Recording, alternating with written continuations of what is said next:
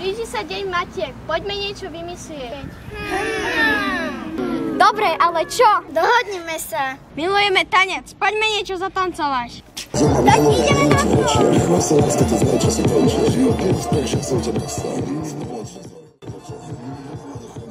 Čo by si mame kúpil, keby máš 1 000 000 eur?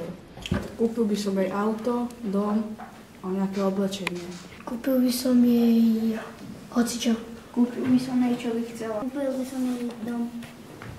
Kúpil by som jej nejaké kvety a okrem toho, čo by chcela, a nejaké auto. Ako by si opísala svoju maminu jedným slovom? Pomocná. Dobré. Milá.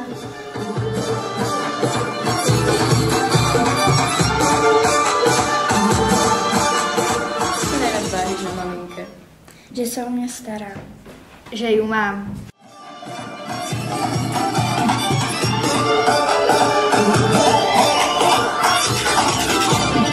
Čo vaša mama najradšej nosí?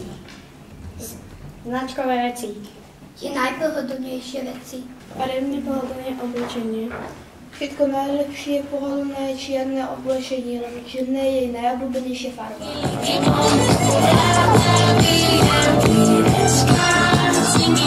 Aké kvety má tvoja mamina najradšej?